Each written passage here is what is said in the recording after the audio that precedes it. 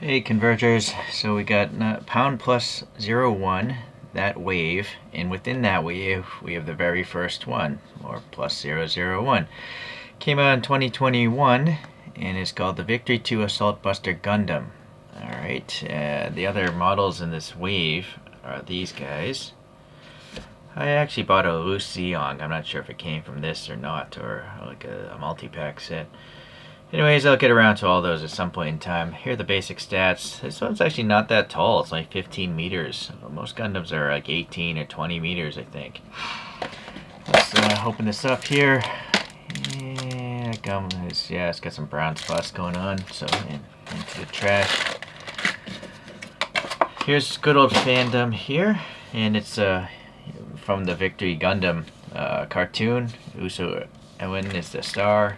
This is towards the end of the series. There's a lot of episodes, and there's really not much to say about it. It's just that it could be number 24, number 23, depending on the loadout. Alright, so I'm going to close this out, and here's some images, some official artwork, and from a video game. Careful not to cut these parts. They bag them like this so the paint doesn't scratch itself. You know, if the parts are all jumbled together, you might get some paint scratching going on. I wondered that for like the first few figures I had. I'm like, why did they do it this way? But that's because I'm a moron. It took a while for me to figure that out.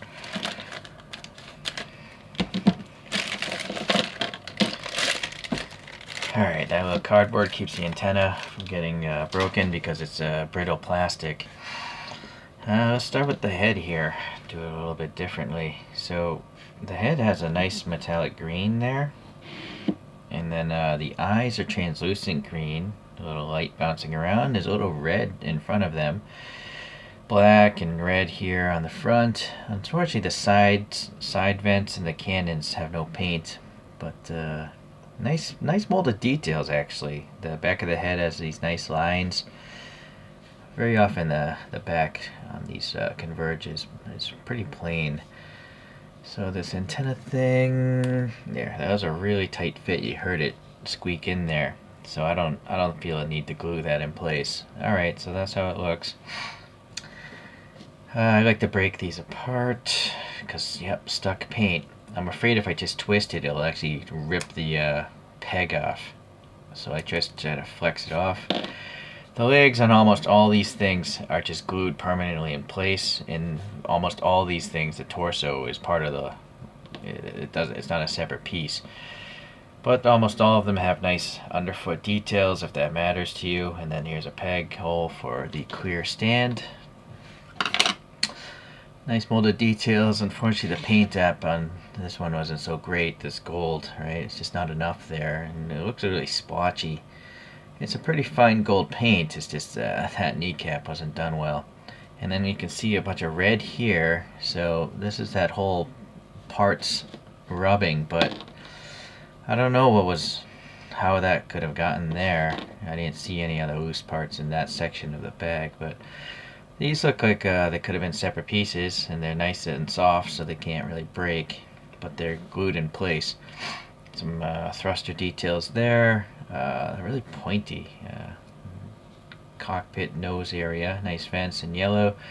Not the best paint app there either, so this is actually pretty bad paint. The neck is a different color, it's like a dark gunmetal color, so that's cool. Alright, pop the head on. Now, you can actually get a little left-right movement, so that's nice. Right. Where's this backpack thing? I assume maybe this is part of it. No, that's not it. Or I guess there's no backpack. These things all just kind of go in. So let's continue with the arms and just get some parts off this table. So this hand looks like it can hold a weapon, which is nice. The hand is on a peg, so you can rotate that. Nice gold app here. This blue is like a matte finish. Decent enough details. A red elbow there. Alright, so that's good. This side we have pretty much a mirror image, except this one has a peg hole. Maybe a shield or a weapon goes in there, and then again we have a gun holding or some sort of weapon holding hand. I don't know if these are thrusters in the shoulders. I haven't watched Victory Gundam in a while. Frankly, I didn't like the cartoon. It was really depressing. There's absolutely no humor in that whole series. It was a straight up drama. But and also the robots in this series just aren't as cool as other series, I think. This is a funky looking rail gun looking thing. Unfortunately, it's really bent. I have to dip that in hot water to straighten it one day. Maybe that actually goes here because it's got like this bar, and I think that might go under the arm. Yeah, I'm just looking at the images. It belongs on this side. So, alright, so this thing here must peg into the back. The white, no, yeah, okay. So there's two pegs, basically. What's weird is there's no third and fourth peg, so there must be some options here. We might as well continue with this one first. So we got this frame with the gunmetal bit and white on the bottom. And then this thing here is a peg, so that goes here, I assume. It's not meant to rotate though. It's kind of weird. They actually made a crevice for this like wing looking thing. Same here, you can see, right? I kind of feel like it would be cool if it was just round so you can rotate these things. But the designers, I think their fusion works. They just take playability away when they could have it for free. I mean, it's a round peg. Oh well. I guess I really don't play with these things anyways, but I'm sure a lot of kids do. I'm pretty sure these must be marketed to children and not adults. I just have the mentality of a child. Alright, let's get that back on there. Alright. So another cannon type of thing, shoulder cannon, and I don't know what this red thing, I don't know if that's a rocket launcher. It looks like a engine, but I think these are thrusters back here. You can see some chevron detailing there. So that is that configuration. Oh, I didn't realize that arm did have a peg hole. So that's what this shield is for. I feel, again, the paint app's not so great. This whole model is just kind of riddled with lame paint efforts. Alright, I don't know if this is a weapon in the cartoon, I forget. So now we have a nice gunmetal rifle. Alright, and it can go in either hand, it looks like.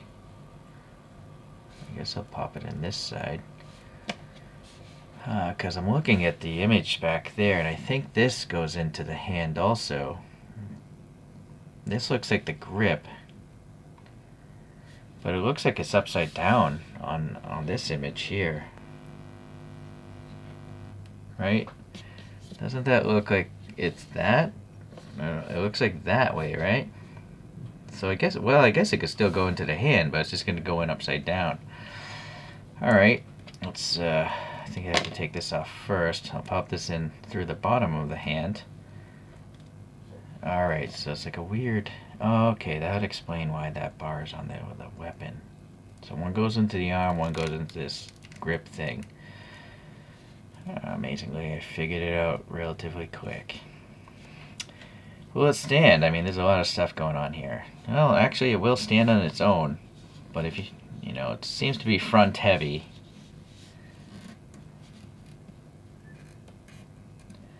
You got collision here with the shoulder and this red thing. This side's pretty good as far as movement goes.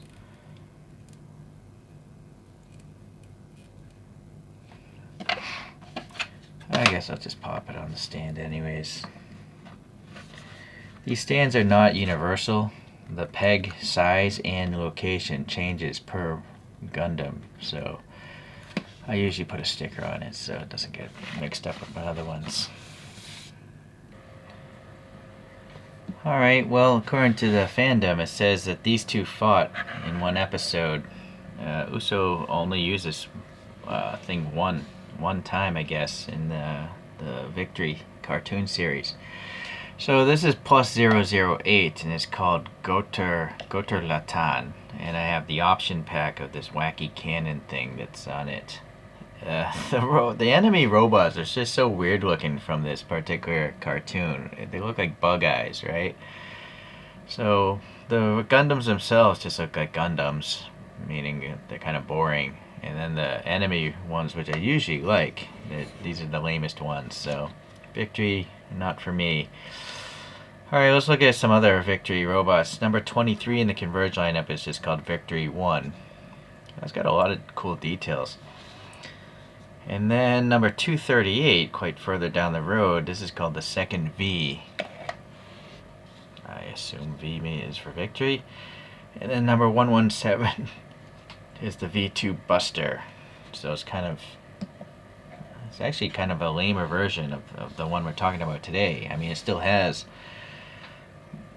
basically the same stuff. It's missing a shield on the arm, but that's quite interesting, yeah. And it's missing that rail gun on the arm as well.